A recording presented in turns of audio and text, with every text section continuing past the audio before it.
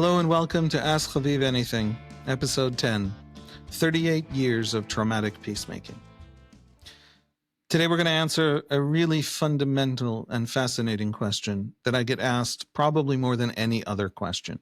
And the question has many iterations, many articulations, but it always boils down to basically the question, what the hell are Israelis thinking?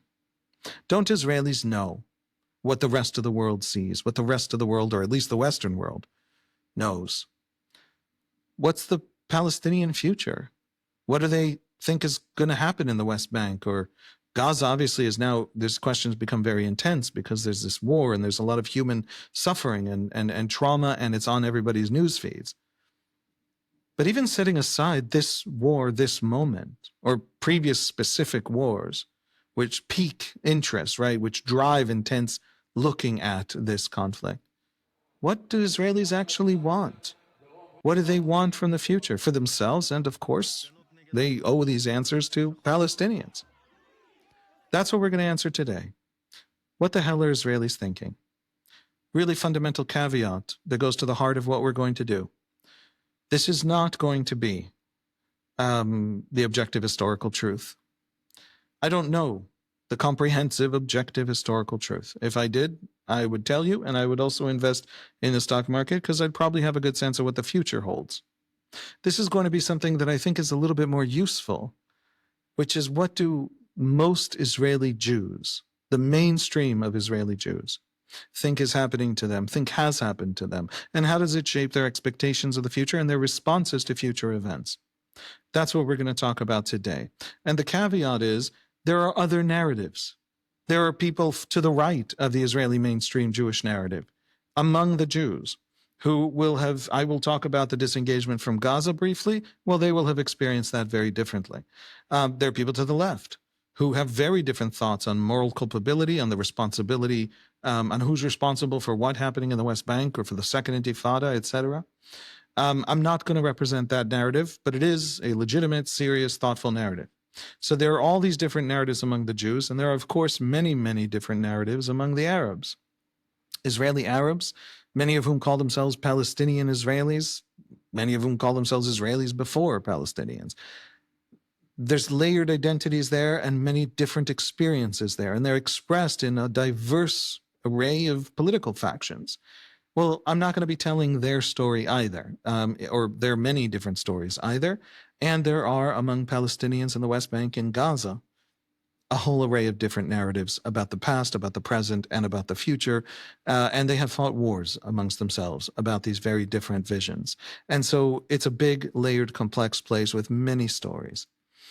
We're going to cover one of them today. And it's a really useful one.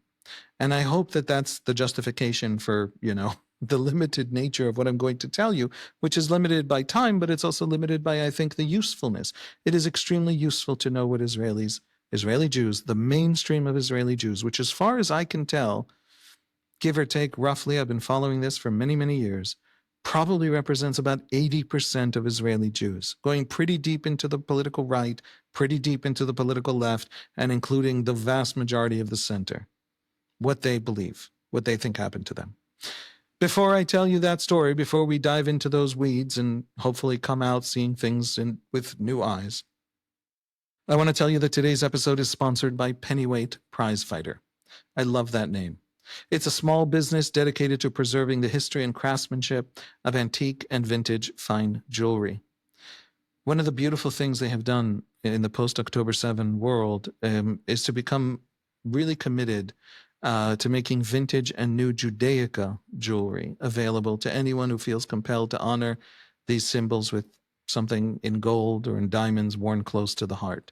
I love them. Their stuff is beautiful. I'm buying some, and you should check it out at Pennyweight Prizefighter on Instagram or pennyweightprizefighter.com. It's just the words Pennyweight Prizefighter spelled out normally.com. Thank you to them for their sponsorship.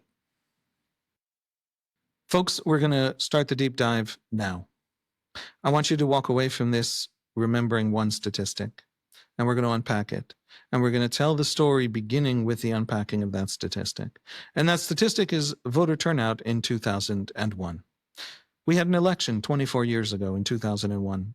Before I tell you the voter turnout from that election, and don't cheat by looking it up, I want to tell you something about voter turnout ahead of that election, in the decades before that election, in the 4 decades that preceded that election. Israeli voter turnout has historically been astonishingly high and astonishingly stable.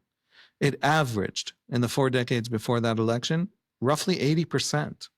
80% turnout. That's extraordinary. Outside of Scandinavian countries, unheard of. I mean, America just had voter turnout in the 50s and the low 50s. Canada, it might get into the low 60s.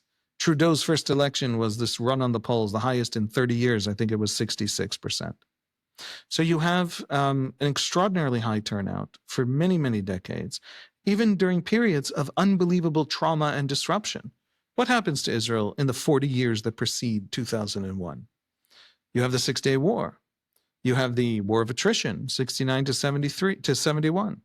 You have the 73 War, the Yom Kippur War, which is an existential war. Most of my dad's artillery battalion on the southern Golan are wiped out, and the Syrians are down in the valley, an hour and a half drive from the sea. That felt to Israelis existential. We're a tiny country. We're conquerable very quickly. You had the 76 war in Lebanon and the 82 war in Lebanon. That would be the Litani operation. You had just event after event, war after war. You had tremendous political turmoil, turbulence, change. 77 was a wonderful change. For 29 years, the Labor Party, what is today called the Democrats, was at the time called Mapai, ruled the country. The party that founded the country didn't lose an election for 29 years. And we all knew we were a democracy. Obviously, we're a democracy. There's no question we're a democracy. But it sure helps when the party that founded the country loses the election and goes home quietly. And then we have actual evidence that we had been a democracy all along. Well, that happened in 1977. Folks, things happened to us that you've never heard of because they weren't a war, but have changed us profoundly and forever, and we're post-traumatic to this day, generations later. For example, in 1985, we had a fiscal crisis so spectacularly huge, a monetary crisis so spectacularly huge that it was interesting. The shekel was headed to 400% inflation in a single year, and to prevent it from hitting 1,000% by year's end, the government canceled the shekel and issued a new currency. This was a time of unbelievable economic struggle and collapse. The shekel itself was only 5 years old. It had been instituted when the last currency, the lira, was canceled in 1980.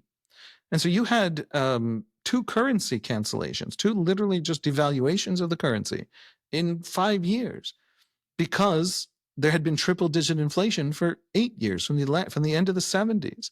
Israel had been in 100%, 150, 200, 250% inflation year on year, and nobody could figure out how to end the crisis. And over that whole period, the 87 Intifada, the 95 assassination of Rabin, tremendous political turmoil and trauma, economic collapse, all the different problems that a country could possibly encounter, voter turnout, which, if you remember, is our topic, never drops below 77%. Nothing can disrupt it. Loyalty, faith in politics, faith enough to vote, or maybe the feeling that politics still is the arena for solutions to all our problems. That kind of faith that drives high voter turnout stayed very, very high. 1999 was the last election before 2001. Voter turnout was 79.5%. And then, in 2001, voter turnout collapses by 17 points to 62%. Absolutely unprecedented. In the short lifespan of the Barak government from 1999 to 2001, something happens to Israeli politics that is more disruptive, more traumatic, more dramatic than everything that had come before, all the wars and the economic crises. It isn't just that the turnout dropped. From 2001, Israeli voters have seemed a lot more unmoored from the old ways of thinking politically and feeling politically, from the old loyalties. So, for example, we had a political party called Kadima that went into the 2013 election with, I believe, 28 seats and came out of it with 2 seats. It collapsed. It evaporated. For example, we had a party called Likud. You might have heard of it. It's the current ruling party of Israel, led by a guy named Benjamin Netanyahu. You might have heard of him. He's the current prime minister of Israel. Well, Likud won 38 seats in the 2003 election, and then 12 in the 2006 election. These are wild swings that had never happened before. Roughly since the 2015 election, or maybe the 2019 election, politics have organized themselves around yes or no to Netanyahu. Not specifically the man, although for some it is about the man, but the religious right coalition that he built around himself and has managed to hold on to loyally throughout repeat elections and throughout a pretty long-running political crisis. What happens when Netanyahu steps aside? What happens when Netanyahu passes, if he passes away in office? He's in his 70s. What happens to Israeli politics, to the structure of Israeli politics? And the simple answer is nobody knows. Profound things seem unstable. Fundamental pillars of Israeli politics are no longer really pillars. Everything seems to be floating on clouds, castles built on clouds. And that's happened since 2001. It's important to make a caveat about the 2001 election, which is some part of the collapse had to do with a different way of voting. Voting rules had changed in 1992.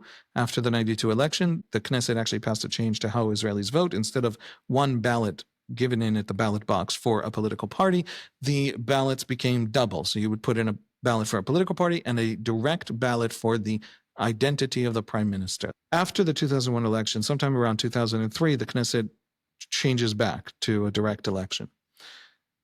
I don't think the 17-point collapse is just the direct election. There was an unusual thing in the 2001 election that it was a prime ministerial election without a parliamentary election. But I don't think that's the 17-point collapse, and I'll tell you why. Because the next election in 2003 was a parliamentary election as well, and it was still collapsed. Those voters didn't come back. It went from 62 back up to 64.5, 65. And then the next election after that in 2006, it was down to 63 again.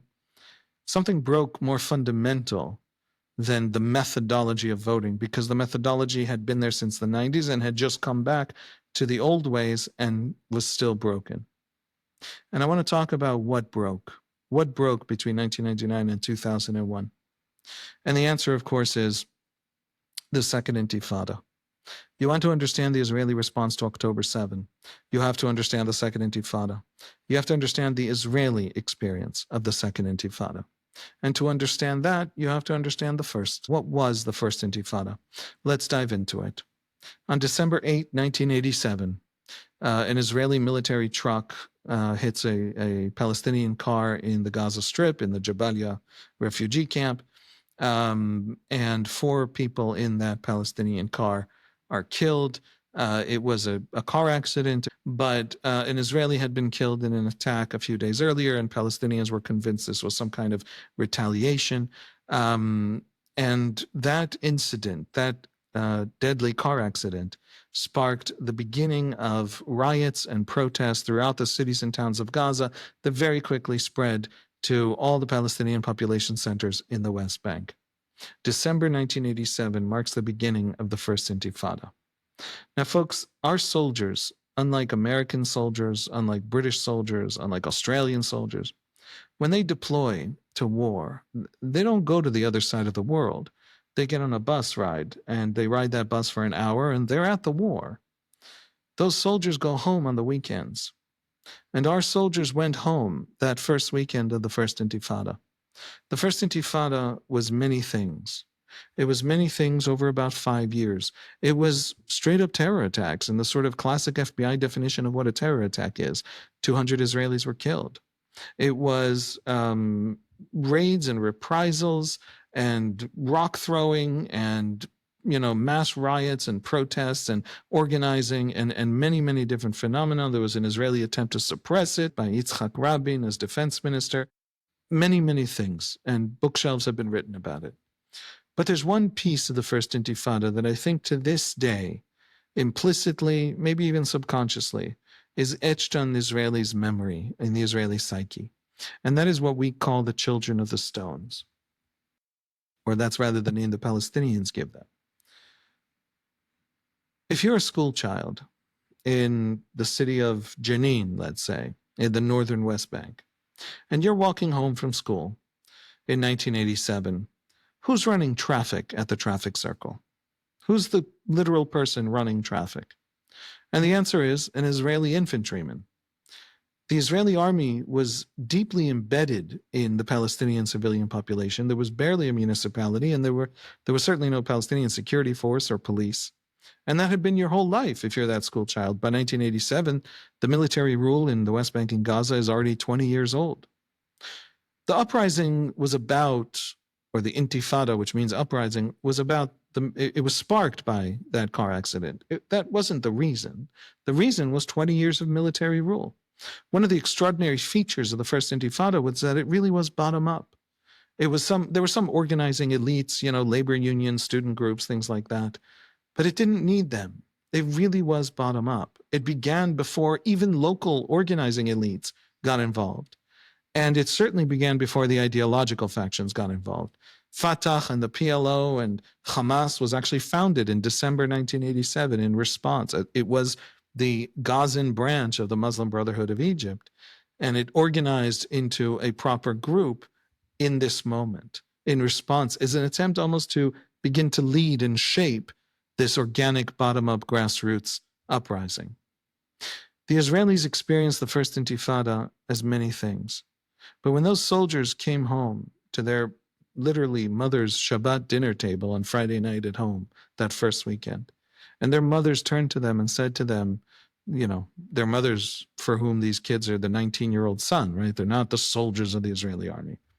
And they said to their sons, what the heck is going on? And their sons turned to their mothers and said, well, what am I supposed to do? I'm standing here with an M16 or a Galil rifle in front of 9-year-old boys throwing rocks. This isn't what I'm trained for. In 1987, the Israeli infantry is still training to take the fortifications that dot the road to Damascus in case there's another 1973-style invasion. What am I supposed to do with 9-year-old boys throwing rocks? Folks, the first Intifada of 1987, very quickly, and I'm cartoonishly simplifying and trying to run through the history because we have a lot of history to go through very fast, very quickly created a new Israeli left. It also expanded that Israeli left. The Israeli left had had a civil religion, a civic religion of socialism for almost its entire existence. It was founded as a socialist world, a socialist movement, whether it was Mapai or the more radical Mapam, who were maybe properly communist, we could call them. And what they were after the fiscal crisis of the 70s and 80s was anything but socialist. There were very few hardcore believing socialists. I mean, there was still a discourse, there was still the language, the vocabulary, it was still a moral vocabulary, but it wasn't a policy, and it wasn't a very convincing civic religion. And so if in 1985 the left essentially loses that civic religion of socialism, it's a little bit adrift ideologically. And that's when the first Intifada begins and seems to hand the Israeli political left, when it's half the population, a new civic religion, a new principle. It read the Palestinians as saying it believed in suppressing, it opposed the terror attacks, it thought Arafat and others were, mass murderers because they were mass murderers and airplane hijackers, etc. But there was still in the first Intifada a sense of a grassroots uprising and outcry to something Israel was doing wrong. And that's something that Israel was doing wrong, that military rule over a population that does not have citizenship in the country that ruled them. That was something that had to be solved, and that could be solved. The conditions seemed ripe. If you ask Yitzhak Rabin, the leader of the Labor Party, going into the 1992 election, thinking about these things, about how you learn the lessons of the first Intifada that had been raging for 5 years, that he himself as defense minister had tried to suppress but failed. If you ask him what the conditions were that maybe suggested that there would be room for peace, one of the things he would have told you was the fall of the Soviet Union. The fact that the PLO had been driven from Jordan and then from Lebanon and then had lost the Soviet support and was sitting in Tunisia, weakened, and therefore maybe willing to truly begin a serious compromise process. Maybe not. Rabin was always skeptical. But there were geopolitical reasons, power reasons, good, hard, realistic reasons to think that maybe, now that we see that actual military rule over another civilian population is unsustainable, isn't right, maybe it can actually be solved. America was there as a negotiator. It was pressuring the Israelis. It sent the Israelis to the Madrid talks of 1991, the Likud government of Shamir. But America of Democrats, America of Republicans would in any case back up Israel, support Israel, and help Israel through this process. So maybe it was the time to do it. Rabin is elected in 1992 by a left that is eager and even passionately eager, and even talking about it in a sense of a civic religion, to find that peace.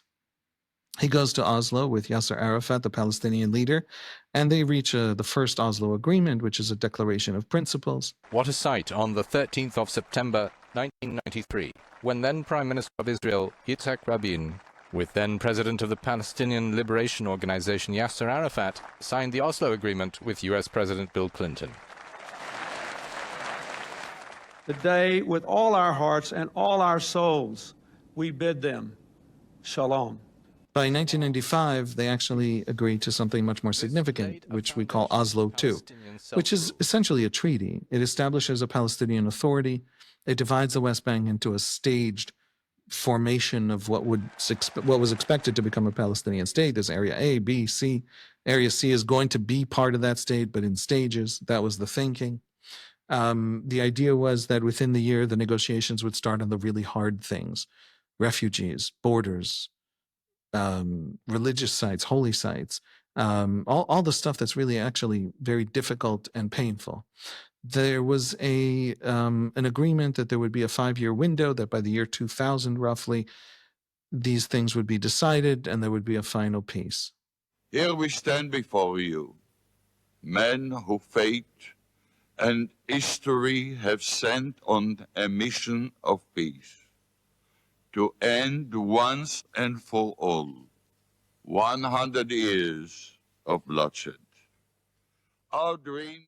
And then in November of 1995, just to run really quickly through this, Rabin is assassinated by an Israeli Jew opposed to the peace process. After the Knesset has already voted to ratify Oslo II and the thing is already in place, he is killed.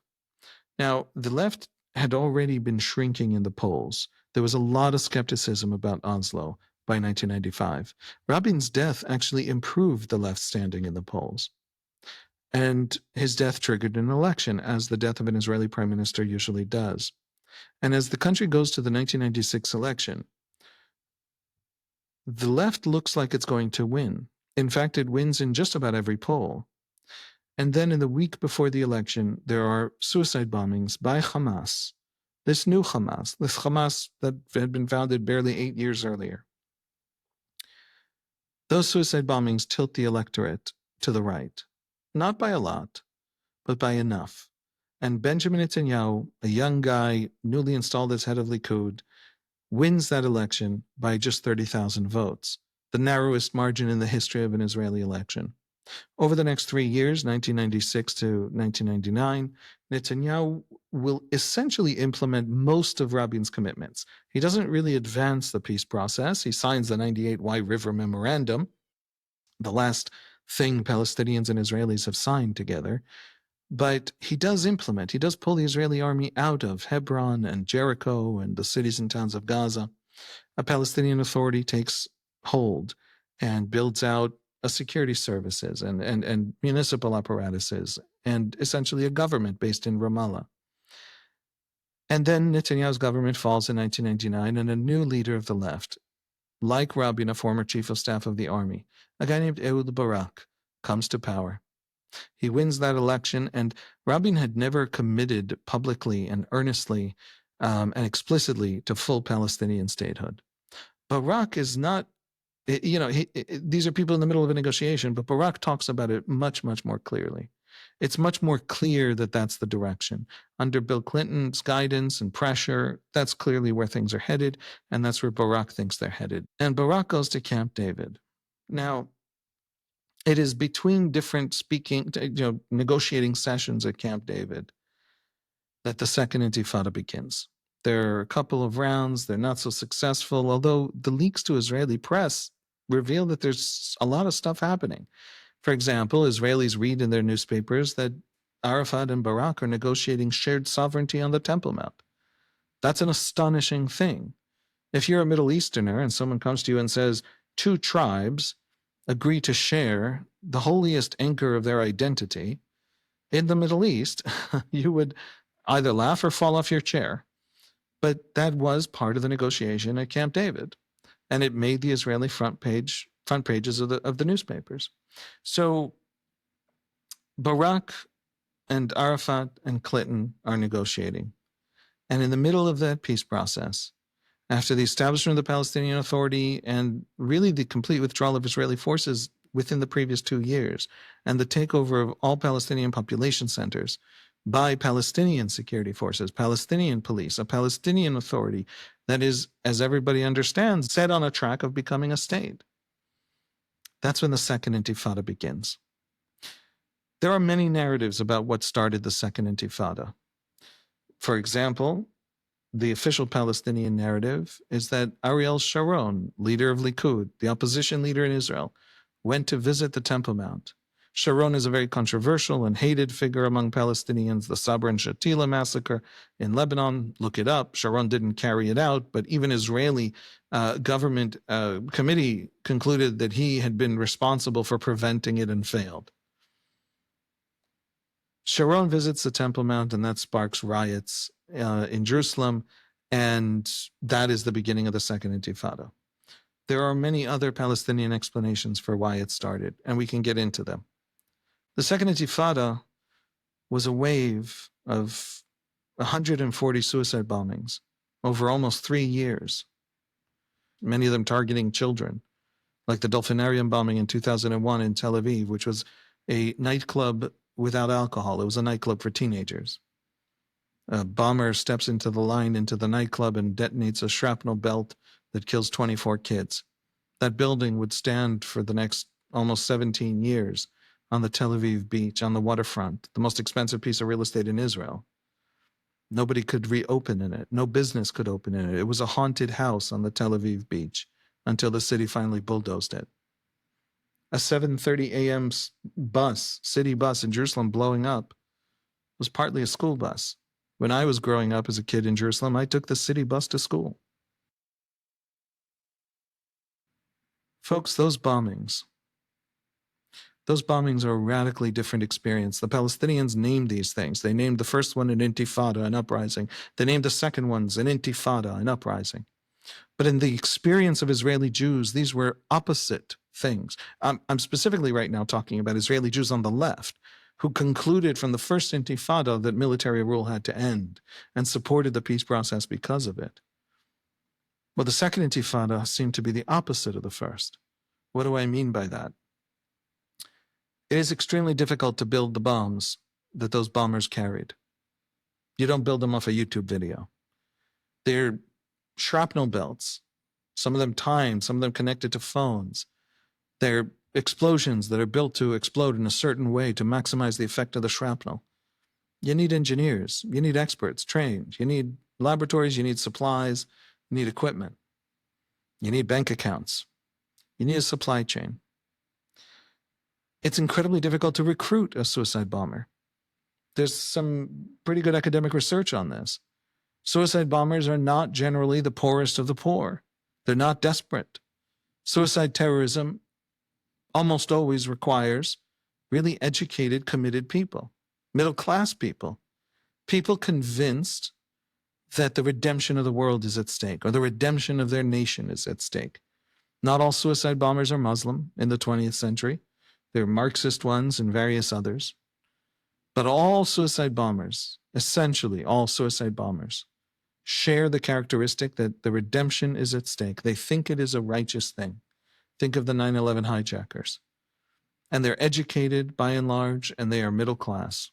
And they're capable of being taught that this is necessary, that killing yourself while killing other people's children is a redemptive act, even if it feels bad. Well, that also means that to recruit let's say 1,000 suicide bombers. 140 end up blowing up in Israeli cities. I don't know how many set out or how many planned. But let's say you've recruited 1,000. To recruit 1,000, you need to be told that this is that your act of murder is a redemptive act by someone you believe, someone with the social capital, someone with the position, with the gravitas, with the authenticity, for you to believe them. Your imam, your community, your neighborhood.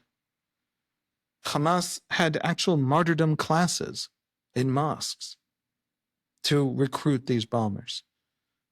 The bombers of the Second Intifada have things named for them in Palestinian cities and towns, soccer fields and streets and schools.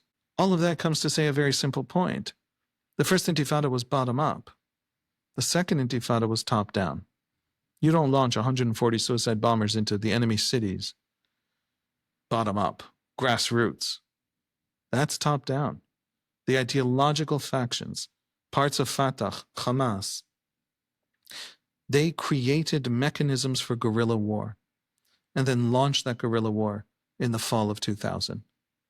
In the middle of the Barak government, in what Israelis believe to be the middle of the peace negotiations.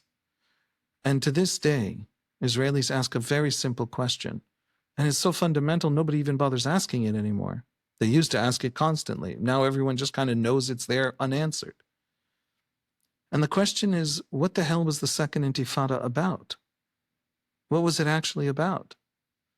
140 suicide bombings that shattered the Israeli left? The Israeli left hasn't been elected since, for a very simple reason. The Israeli left used to tell a story. We rule over the Palestinians with our military. That's not sustainable. That's not moral. That's a moral debt that we owe them. And if we pay this debt, if we give them what we have to give them, because it's theirs, their independence from us, if we give them that independence, as we must, then the Israeli left promised, Rabin functionally promised, sometimes explicitly, Barak promised, they will give us in return the only thing we need from them. What's the only thing Israel needs from Palestinians in return for withdrawal, for independence? And the answer was, Bill Clinton called it peace. Rabin called it security. Most Jerusalem cab drivers I've ever talked to called it quiet. It's the same thing. We will give them their independence from us, which we owe them. And they will give us quiet and peace and security. Well, here's the thing. Remember that school kid in the First Intifada walking home from school, seeing an Israeli soldier at the crosswalk, running traffic, and then en masse throwing rocks at that soldier because they've been running their city for 20 years, somebody else's army? Quite likely that soldier didn't even speak Arabic. There were no soldiers in any Palestinian cities or towns in 2000. Who was running traffic in that same intersection in Jenin? The school kid, 13 years later, 1987 to 2000, that Palestinian school kid, because of the peace process, was now the police in that Palestinian city. What was the Second Intifada about? Settlements had grown. But Israeli governments are always coalition governments. Israel is made up of many, many tribes, all rowing in different directions, exactly like Lebanon, exactly like Iraq, exactly like Syria. Israeli society is deeply Middle Eastern. By the way, half of Israeli Jews and all Israeli Arabs come from the Middle East. I don't know why it surprises people every time they discover that. Yes, the religious Zionist settlement movement was still building as much as it could get away with and struggling to and finagling and fighting politically to open that space. So wouldn't it make sense to sign a deal as soon as you can when it was on offer and the left had defined itself by this deal and had sacrificed for this deal and it had become the one great hope, the defining hope of the Israeli left, and it was willing to do it? And then there's a space that is Palestinian and that religious Zionist Israelis don't get to decide whether or not to found settlements there. All of these arguments the Palestinians deployed to explain the Second Intifada, they don't quite work. Ariel Sharon visiting the Temple Mount, and because he's so hated in September of 2000, after that visit, that sparks mass riots and violence and eventually suicide bombings on a mass scale. Well, if you seriously try to tell Israelis on the left that Ariel Sharon's visit to the Temple Mount in September of 2000 is the reason the Second Intifada happened, that's much worse. That's catastrophically worse than no explanation at all for the Second Intifada. Here's why. The reason that opposition leader, Likud leader Ariel Sharon visited the Temple Mount in September of 2000 was that the prime minister from the left was at Camp David negotiating sharing the Temple Mount with the Palestinians. It was a PR stunt meant as a political message by the opposition leader. If that was enough to shatter the whole edifice of the peace process into mass waves of suicide bombings, then what the Palestinians are explaining to the Israeli left was that they'd never had anything actually in hand. None of it had been real. It was all so fragile that the first PR stunt by the opposition leader was enough to shatter it. I should say parenthetically, there are Palestinian scholars and thinkers who give better explanations for why the Second Intifada began. For example, it began as a protest against Arafat and what had become a deeply corrupt and violent kleptocracy under Arafat.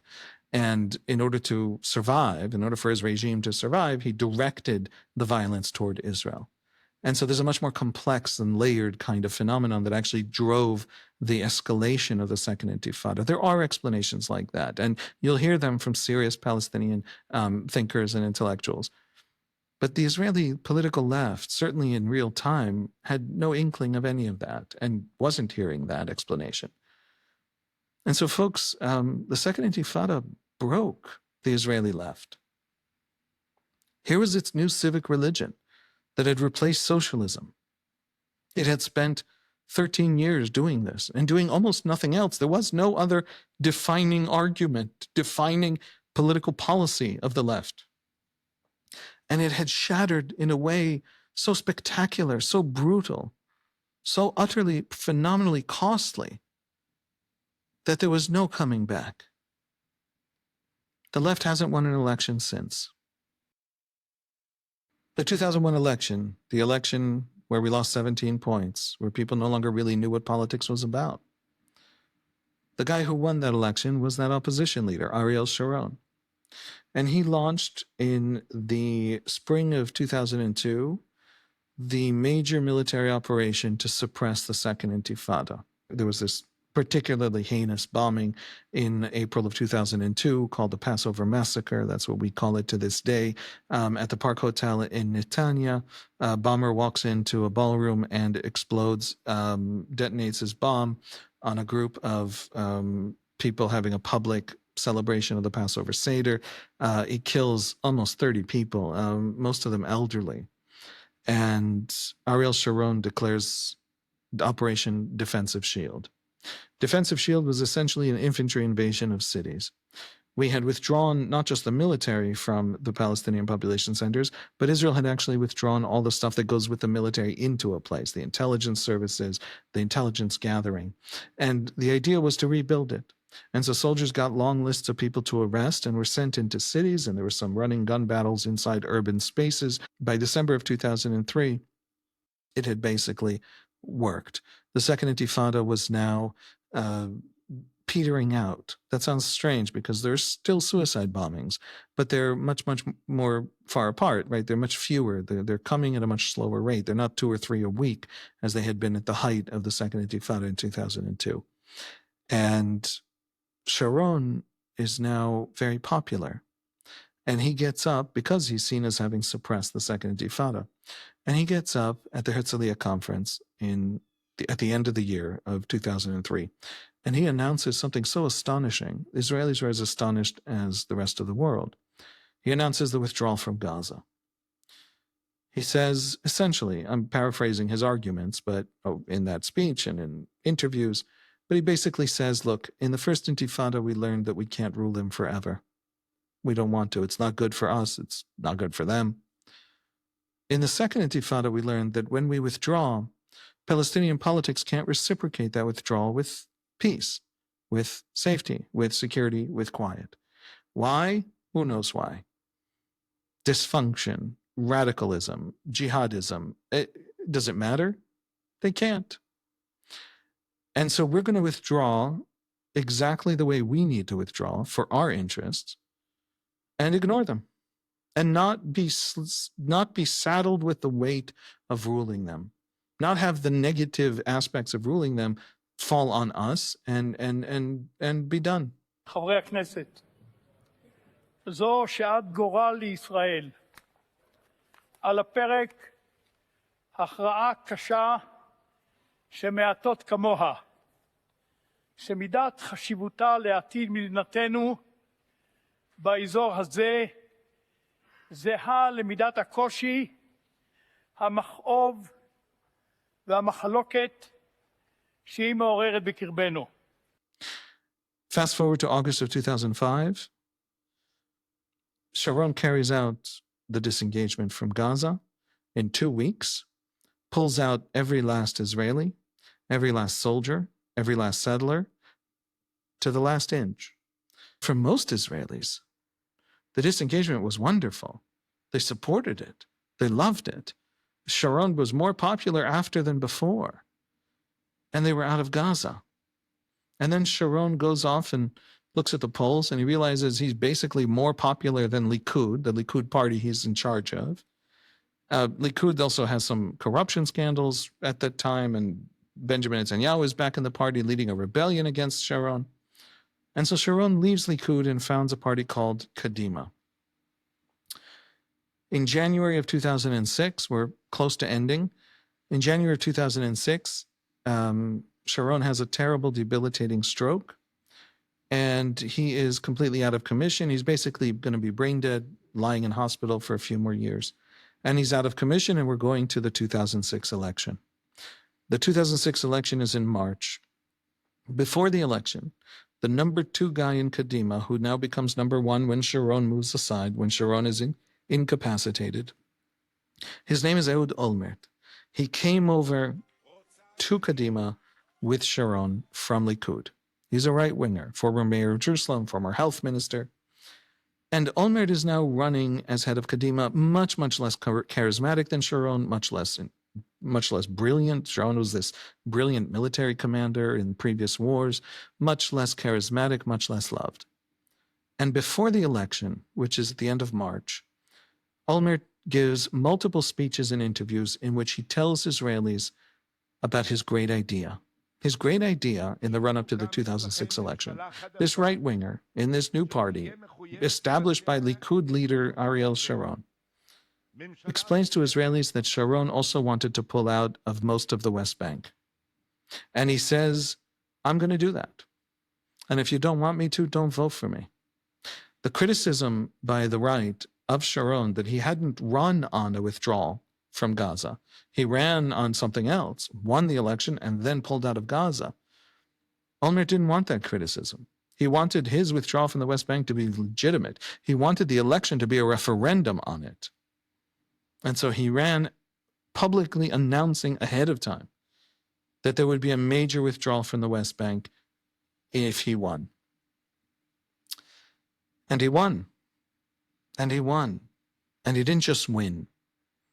That was the election when Likud drops to 12 seats. Likud under Netanyahu, not under Sharon. Sharon didn't bring Likud to 12 seats. Sharon left and took with him huge parts of Likud. So many people were so disgusted with Likud that the Pensioners Party went to 7 seats.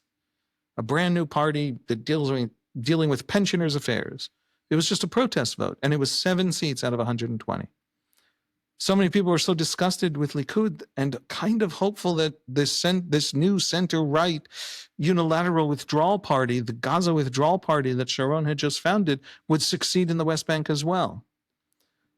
I really want to dwell on this for a second. I have the opinion, I am of the belief, that the right in the 90s, even as it was terribly afraid of the potential collapse of Oslo into rivers of blood, and it talked that way, and it said it, and Arafat had been terrorist, and then Arafat's Fatah party had carried out many of the suicide bombings of the Second Intifada. But that very same political right secretly wished the left had succeeded. How do I know? Because when the left collapsed, the right built out a unilateral withdrawal political world and drained Likud to do it. Most right-wing ordinary people were okay with the idea of withdrawal for peace. It just had to deliver the peace, or withdrawal was terribly unsafe. Olmert forms the government in May. The Labour Party joins him, this party that can't win elections on its own anymore. After the Second Intifada, he hands them the defense ministry. That's not an accident. He wants people who want to withdraw from the West Bank to be the ones carrying out the withdrawal from the West Bank. This is all on the table, public. Google Olmert's convergence plan, and you'll know what I'm talking about. Folks, Amir Peretz, head of the Labour Party's defense minister, beginning in May, and very quickly, within a month, by the end of June, Hamas in Gaza. The Olmert government, again, is a month old. Hamas in Gaza carries out what is, I think, their first tunnel operation. They dig a tunnel under the border. They pop up on the Israeli side. They kill 2 Israeli soldiers. They kidnap a third. His name is Gilad Shalit.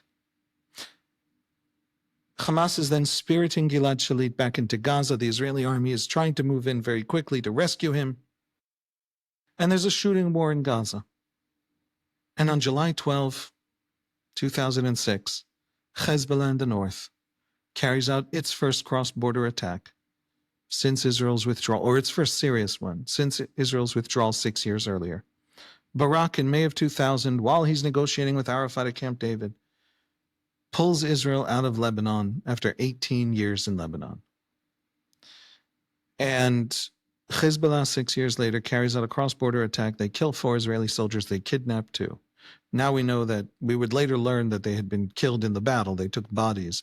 But at the time, we didn't know that. And now Olmert faces a 2-front war. And it's a 2-front war with tremendous consequences for the West Bank. Because it's a 2-front war with the 2 places from which Israel had just unilaterally withdrawn. South Lebanon in 2000 and Gaza in 2005. And Olmert has a problem. And it isn't just the 2-front war, and it isn't just that he apparently had what history would judge to be a fairly incompetent chief of staff from the Air Force, not someone familiar with ground forces, which was most of what happened in Lebanon. And the war was fought poorly. Supply chain was bad. The soldiers were not trained right. And it's a war remembered by soldiers in traumatic ways. But Olmert's problem in 2006 wasn't the fact that the military didn't seem able to deliver. His problem in 2006 was that he had just promised to pull out from the West Bank. And the West Bank is a vastly more dangerous pullout for Israel than Gaza or Lebanon, for a very simple reason. It's 16 times the size of Gaza. It's the center of the country. It shrinks Israel down to 9 miles wide in the middle of the country, in the Middle East, surrounded by enemies. The West Bank are the highlands, the mountains, that overlook the coastal plain and 90% of our population. From the West Bank, using a weapon you can carry on your shoulder, like an 88 millimeter mortar, you can shut down, literally on foot, you can shut down our main international airport and our cities, and then put down the mortar and walk away. The West Bank is too close. If the West Bank goes the way Gaza went after an Israeli withdrawal, it's not complicated. Israel has to retake it just to reopen the country. And the enemy who would go to war against the peace process, Hamas bombing the election in 1996, Hamas and Fatah joining forces on the Second Intifada's suicide bombings, the enemy who would bomb the peace, who would shatter the Israeli left more readily than it ever attacked occupation. The ideological factions of Palestine, not the bottom-up protesters of the First Intifada, but the top-down guerrilla war of the Second, that enemy would not stop after an Israeli withdrawal from the West Bank. When Barak had pulled out of Lebanon in May of 2000, Barak told Israelis, again, I'm paraphrasing, but this was the discourse. Don't worry. Israelis had said to him, who do you think's going to take over when we leave? The Middle East is not a place today in the crisis it's going through in recent decades where a vacuum of power is filled by Jeffersonian Democrats. If you leave a vacuum of the United States withdrawal from Iraq had something to do with the rise of ISIS in Iraq. You leave a vacuum of power in today's Middle East because of the kinds of crises the Middle East is going through, of modernity and Islamic and political Islamism, and all the various collapses of state bodies and state institutions. The people who fill the vacuum are bad guys. I don't mean bad guys like they don't like me. I mean bad guys like they are the destroyers of their own societies, like ISIS. If Israel leaves South Lebanon, Barak was told, Hezbollah would take over. And it would attack because it would experience the Israeli withdrawal's weakness. And Barak's response basically was, don't worry. If they misunderstand our withdrawal for weakness, then we're going to have to restore deterrence. And that's going to be a terrible thing for us, but mostly for them. And Sharon basically had the same argument in Gaza. Israeli said to him, who do you think is going to take over Gaza when we leave? It's not going to be that tiny Palestinian faction of Democrats led by a guy with a University of Texas PhD in economics who worked for the World Bank. I'm talking about Salam Fayyad. It's going to be Hamas. And Sharon basically said, again, I'm paraphrasing, don't worry. If they attack us, if they experience our withdrawal as weakness, we'll restore deterrence. And Olmert, having just won an election promising a withdrawal from the West Bank, from something like 90% of the West Bank, Olmert now has to deliver on those promises. He has to restore deterrence to show that it's possible, so that a West Bank withdrawal is still possible. And he tries. The Second Lebanon War, I'm not going to sugarcoat it, was terrible for Lebanon. Every bridge in Lebanon was destroyed. Half of Beirut lost electricity. The Air Force targeted every missile launcher that launched a missile in South Lebanon. All of them were within villages. So villages of South Lebanon were getting pummeled by the Israeli Air Force as it targeted launches. There was no Iron Dome in 2006. It was invented out of the trauma of 2006. There weren't enough bomb shelters in Kiryat Shmona in the north or in Sderot in the south. All of those areas of Israel, those frontiers, were vulnerable. Hundreds of thousands of Israelis fled en masse, slept on cousins' couches, 5 people to a room, for the duration of the war, while tens of thousands of rockets fell in their cities. And Hezbollah put out these triumphant little music videos, telling Israelis in bad Google Translate Hebrew that nothing Israel did to Lebanon could ever make them stop. They're undeterrable. And I submit to you that the great tragedy for Palestinians, it didn't begin on October 7. You know how everybody likes to say it didn't begin on October 7? The Palestinian side, it didn't begin on October 7, it began in 48. The Israeli side, it didn't begin on October 7, it began in 1929. Whatever, Google the dates. You can pick a lot of different dates where it began. But the Israeli sense that there is no peace to be obtained from the other side, not even for withdrawal, begins in 2000 and is solidified for the right, that part of the right, that center right that went to unilateral withdrawal because the left had failed and it had kind of wished the left had succeeded. That was 2006. Nothing that Olmert could do could get them to stop shooting. Hezbollah does not see the destruction of Lebanon as a deterrent. Much like Hamas planned with a tunnel system, the largest in the history of warfare, 500 kilometers of tunnels in a 25-kilometer territory. Hamas engineered the destruction of Gaza. If you think the Israelis are bad people, then Hamas engineered the destruction of Gaza as a certainty. And if you think the Israelis are good people, dealing with a bad enemy or a bad situation, then Hamas, hiding in those tunnels after carrying out an October 7 massacre and promising more, was an atrocity against the Israelis, yes, but it was an even bigger one against Gazans. They can't be deterred by their own polity's destruction because their own polity's destruction is their fundamental strategy. They're willing to take on that destruction for the destruction of Israel. The Israeli public believed Hezbollah, that they're undeterrable. And public opinion shattered any capacity of the Olmert government by the end of the war to pull out of the West Bank. I want to say one last thing, and then there's much more to say about right now, about October 7, about how it all comes together.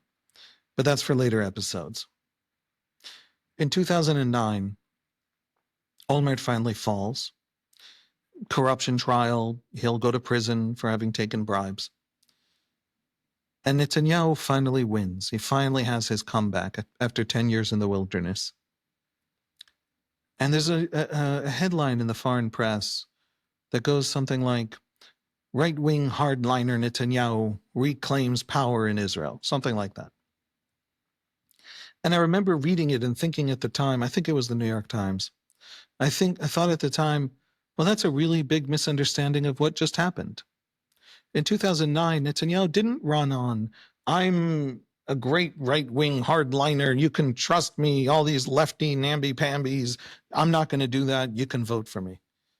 He actually had a much more interesting campaign. And it was essentially the campaign that he would run right up to 2015, and it would win him consecutive elections.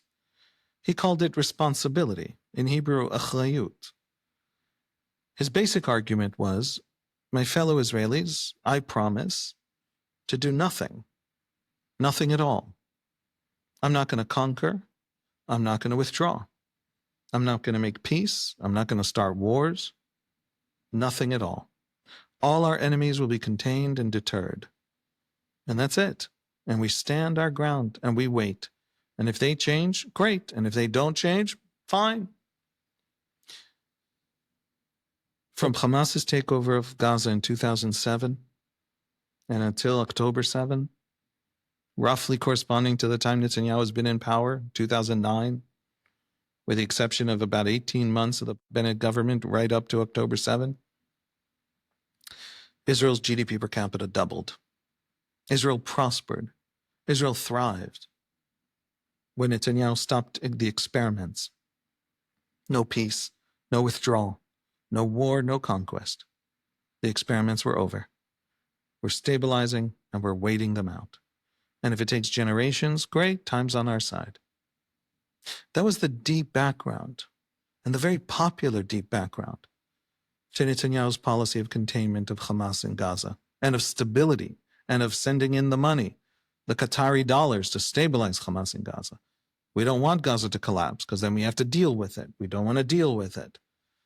It was an extraordinarily popular. It won elections. It solidified Netanyahu as the statesman and the leader, the man who delivered us from the endless experiments. You want to understand Netanyahu's popularity in those first, let's say, 6 years? It was that he wasn't going to do anything. He stopped the doing of big things. Every time President Obama there would be some leak from the Obama White House that Netanyahu was an obstacle to moving forward with talks in 2010 or 2014, John Kerry's process. Every time that leaked, Israelis nodded in approval. Oh, good. Netanyahu's doing what we wanted from him. Folks, what do Israelis think about the Palestinians? What do they think has happened? They're terribly confused and utterly frustrated. I'm not talking about the Israeli far right. I'm talking about the center right all the way over to the quite deep left. They think they tried. Maybe they're wrong. This is the Israeli Jewish mainstream experience. There are other narratives, as I said. And you can argue that they're wrong. But you have to argue with what they think they went through, with the actual lived experience of these last 40 years. You can't just argue in sort of categorical cartoons. The Israelis believe that they tried. Their whole politics organized and reorganized around the attempt. And every attempt of withdrawal, of unilateral withdrawal, of bilateral withdrawal, of peace, of every other thing, ended in rivers of blood. In the end, the Palestinian ideological elite even among the Israeli left, who are absolutely convinced that with the Palestinian shopkeeper they can make peace, there is the deep sense that the ideological elites of the Palestinians, the Fatah, the Hamas, not all of Fatah, but enough to take a great and significant part in the Second Intifada, that ultimately they're incapable for various ideological reasons, whether because they think they're fighting the French in Algeria, they see us as the French in Algeria, whether because of a story of Islamic restoration, of all sorts of intermingled. The Palestinian mental world is deep and rich, as is any human mental world. But for whatever the reason, they simply cannot reciprocate an Israeli withdrawal with peace. If you come to the Israelis, you talk to them and you listen truly to these lived experiences, everything becomes a little more complicated. You will discover a people that is not ideologically opposed to a Palestinian state. It is simply utterly convinced, polls tell us 90% of Israeli Jews, that the first thing that the Palestinian elites, ideological factions, will do with that state is come to murder their kids once more. Blow up school buses in Jerusalem once more.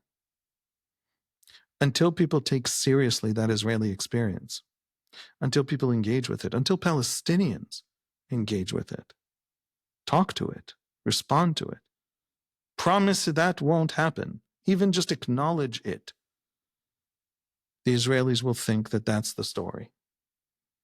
I don't know if they can be convinced otherwise. I don't know that they're not utterly correct. This was my experience. My own brother stood in the Machane Yehuda market in Jerusalem and saw a suicide bombing blow up that killed the daughter of the science minister in the cabinet. There's no part of Israeli society that didn't experience the Second Intifada. Even my family. Israelis are utterly confused and utterly frustrated. I don't ask you to agree with them, but I ask you to respect them. They're confused and frustrated, and they have earned that confusion and that frustration. They don't know what to do now on the Palestinian question, on the question of Palestinian independence. They don't know what to do because they know more than foreigners who sit abroad judging them, not because they know less. And that's a theme that we're going to come back to. That's true of Palestinians. That's true of Israelis. We know more than you out there in the world. That's why we're stuck.